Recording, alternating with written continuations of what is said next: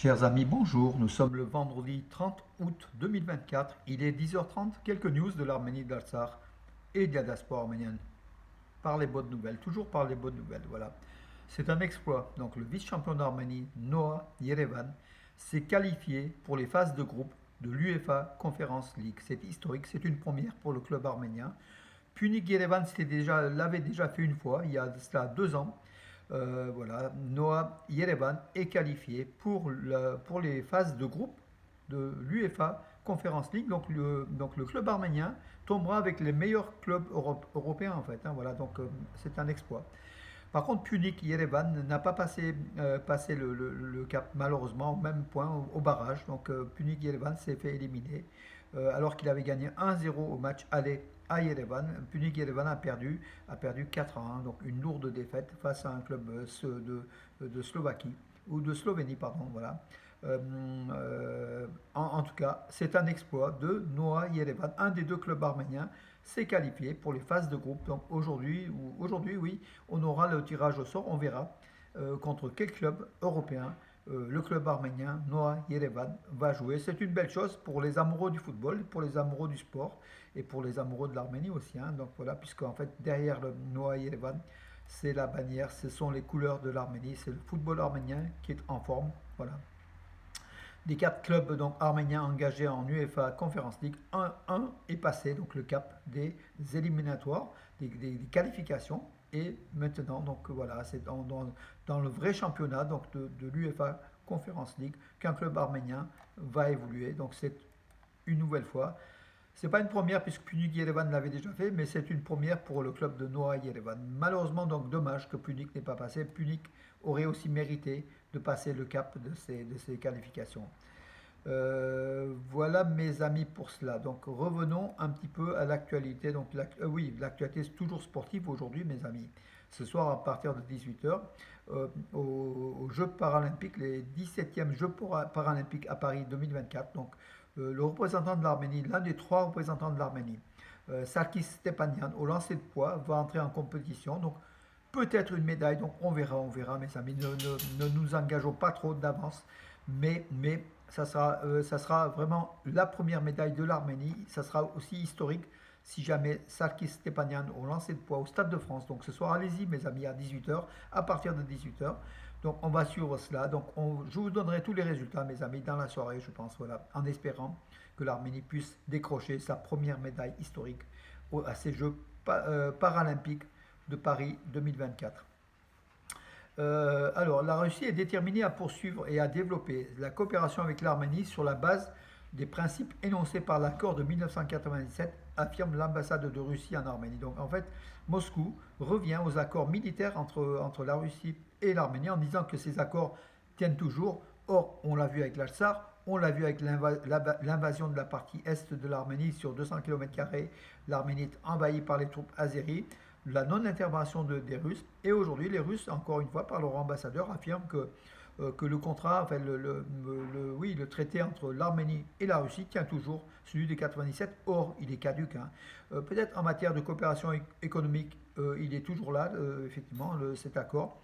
Mais au moins la phase militaire, ce n'est pas le cas puisque Poutine a décidé de favoriser Erdogan et Aliyev bien sûr contre l'OTAN, au détriment de l'Arménie. Poutine, la Russie, donc a lâché l'Arménie au niveau de la stratégie de partenaires stratégiques militaires. Or, Moscou affirme que c'est toujours le cas. Donc voilà, les Arméniens ne sont pas dupes, hein, mes amis. En Arménie, 10 cerfs seront relâchés du centre d'élevage de cerfs du Caucase, de Dilichan, dans la région de Tavush. Donc, ils élèvent donc, dans ces centres d'élevage, ils élèvent des cerfs et puis ils les lâchent dans la nature. Sachant que la région au nord de l'Arménie, hein, Tavush donc au nord-est et puis Lori au nord de l'Arménie, ce sont des régions où dans les bois, dans les forêts, il y a beaucoup, beaucoup de cerfs. Voilà, donc les cerfs du Caucase sont des animaux qui sont chassés aussi pour certains. Certains sont protégés. Je crois que les cerfs sont protégés malgré les braconnages. Donc ce sont des animaux protégés. Il y en a quand même quelques milliers en Arménie, hein, dans les forêts. Voilà, jusqu'à la fin de l'année, 45 nouvelles écoles ouvriront leurs portes en Arménie. C'est ce qu'a déclaré un ministre arménien lors d'un sommet du gouvernement, enfin lors d'une réunion du gouvernement arménien. Donc c'est Tiklan Khachaturian, le vice-premier ministre arménien. Donc il a annoncé le 29 août, hier, 45 écoles nouvellement construites seront donc rendues en mise en service d'ici la fin de l'Arménie. L'Arménie construit beaucoup d'écoles. Selon donc Tigran Khachaturian, 111 nouveaux appels d'offres pour les constructions d'écoles sont en cours. Voilà. Donc, en tout cas, l'Arménie investit dans son éducation et c'est une bonne chose, mes amis. Les adjoints du ministère de l'Intérieur d'Arménie et l'ambassadrice des États-Unis à Yerevan, donc Christina Quinn, ont assisté à des démonstrations, à des apprentissages aussi, des patrouilles aquatiques sur le lac Sevan, voilà, avec un bateau. Les États-Unis ont offert, donc ont financé un certain nombre de choses pour justement la sécurité des nageurs sur le lac Sevan, donc avec ces patrouilles, avec aussi des instructeurs américains. Là, c'était un instructeur américain qui donnait des informations au niveau des secouristes, sauveteurs arméniens. Bonne relation entre Washington et Yerevan, déjà ne serait-ce qu'en matière de secourisme, bravo. Luis Moreno Ocampo, vous le connaissez, c'est l'ancien président de la TPI, tribunal permanent de la Cour pénale internationale de justice de La Haye, en Argentin. À Buenos Aires, au collège Hrimian Hayrik, donc à Buenos Aires, il a accueilli face à des élèves de plusieurs écoles arméniennes d'Argentine, de Buenos Aires, où il y a 150 000 Arméniens donc en Argentine, dont plus de 100 000 à Buenos Aires, donc la capitale. Il a fait un discours donc voilà, dans cette école le 27 août, donc dans ce collège arménien Hrimian Hayrik, sur le Karabakh, sur justement le droit des Arméniens au Karabakh, et puis par rapport à la COP29 de l'Azerbaïdjan, il a appelé les Arméniens à lutter pour leurs droits, voilà, justement, pour le retour sur leur terre natale, surtout aussi pour que l'Azerbaïdjan libère les prisonniers de guerre arméniens, les prisonniers politiques avant la COP29 de novembre prochain. Et là, Luis Moreno Ocampo a lancé une campagne sur Internet. Vous pouvez voir sur plusieurs sites des campagnes justement visant à demander à la communauté internationale à faire la pression sur l'Azerbaïdjan pour que Bakou, le dictateur Aliyev, libère ses prisonniers de guerre arméniens, et puis aussi le sort des Arméniens de l'Artsakh qui sont privés de leurs terres aujourd'hui occupées par l'Azerbaïdjan. Alors le célèbre bâtiment à Gümri, Varem Maremsa, j'éteins, c'est une dame, c'est une actrice qui dans un film un film très célèbre, le Tango de notre enfance de Albert Megodetchan, un film de 1984. Donc elle répliquait donc cette phrase culte est devenue une phrase dans toute l'Arménie, Varem Marem. Donc cette maison, c'est une maison traditionnelle arménienne en bois, donc à Gümri, dans un quartier donc ancien de Gümri, qui se dégradait. Donc justement, le gouvernement arménien a débloqué des fonds pour sa rénovation. C'est une bonne chose. Il y a quelqu'un qui faisait la grève de la faim, donc une personne Adamian, qui faisait la grève de la faim pour justement exiger du gouvernement arménien, des autorités municipales de Gümri, la restauration de ce bâtiment qui est une mémoire arménienne déjà du cinéma.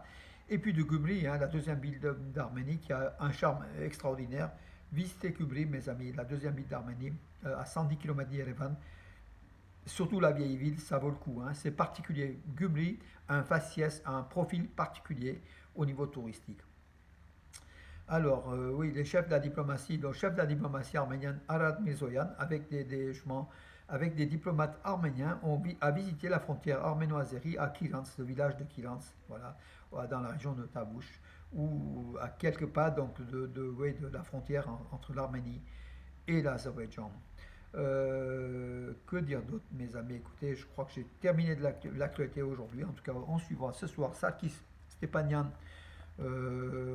qui a un courage. C'est un commando d'élite des forces arméniennes qui a été amputé d'un bras et de deux jambes lors d'une opération de sauvetage.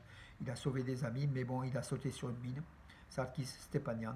Aujourd'hui, sous les couleurs de l'Arménie, il va essayer de tenter de gagner une médaille pour l'Arménie. On suivra ça de près. Et puis bravo à Noah Yerevan pour justement l'UEFA Conference League dans les phases de groupe maintenant. Donc il y aura 6 matchs. Alors ils sont 4, logiquement 6 matchs. Voilà, en espérant voir à la télévision, voir en Europe beaucoup plus les clubs arméniens. Grâce à ça, je pense qu'on va pouvoir déguster, on va pouvoir voir. Voilà mes amis pour aujourd'hui. Et je vous donne rendez-vous donc à demain. Bonne journée, encore une fois la chaleur, donc ici dans le sud, dans les 30-34 degrés ici à Valence en tout cas. C'est l'été, profitons-en. Bonne journée.